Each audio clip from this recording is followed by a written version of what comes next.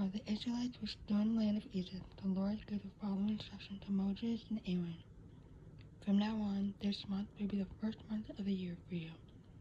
Announce to the whole community of Israel that on the 10th day of this month, each family must choose a lamb or a young goat for a sacrifice, one animal for each household. If a family is too small to eat a whole animal, let them share with another family in the neighborhood. Divide the animal according to the size of each family and how much they can eat. The animal you select must be a 1-year-old male, either a sheep or a goat, with no defects. Take special care of the chosen animal until the evening of the 14th day of this first month. And the whole assembly of the community of Israel must slaughter the lamb or a young goat at twilight. They are to take some of the blood and smear on the sides and top of the door frames of the houses where they eat the animal. That same night they must roast the meat over a fire, eat it along with bitter salad, grains, and bread made without yeast. Do not eat any of the meat raw or boiled in water. The whole animal, including the head, legs, and internal organs, must be roasted over a fire. Do not leave any of it until the next morning. Burn whatever does not need before morning. These are your instructions for eating this meal. Be fully dressed, wear your sandals, and carry your walking stick in your hand. Eat the meal with urgency, for this is the Lord's Passover.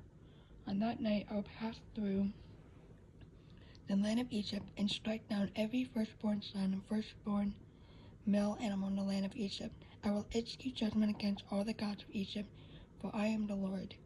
With the blood on your doorpost will serve as a sign, marking the houses where you are staying.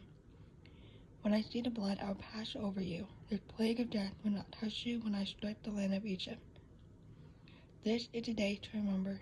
Each year, from generation to generation, you must celebrate it as a special festival to the Lord.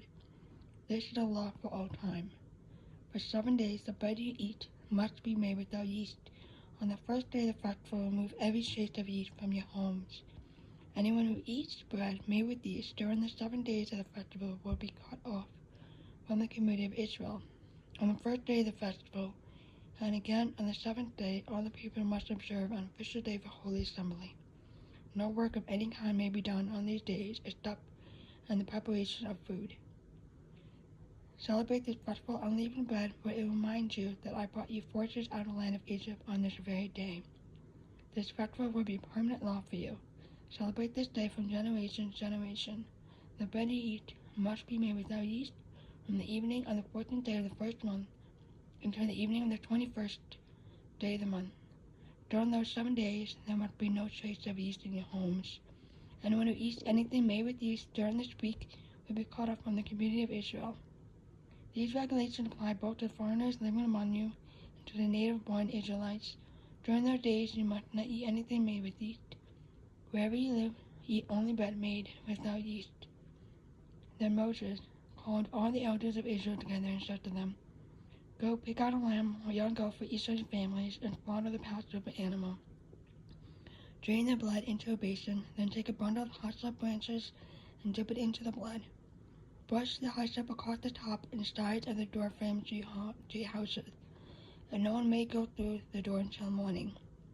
For the Lord will pass through the land to strike down the Egyptian.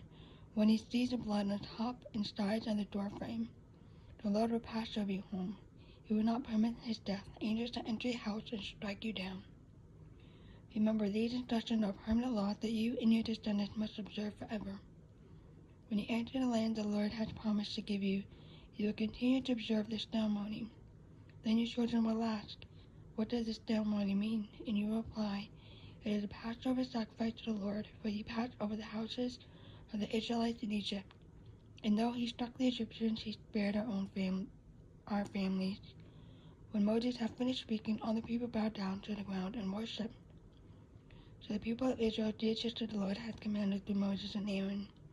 And that night at midnight, the Lord struck down all the firstborn sons of the land of Egypt, from the firstborn son of Pharaoh, the firstborn son of the land of Egypt,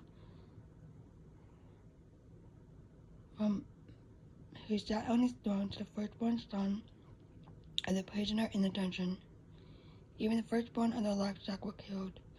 Pharaoh and all his officials and all the people of Egypt woke up during the night, and a loud wailing was heard throughout the land of Egypt. There was not a single house where someone had not died.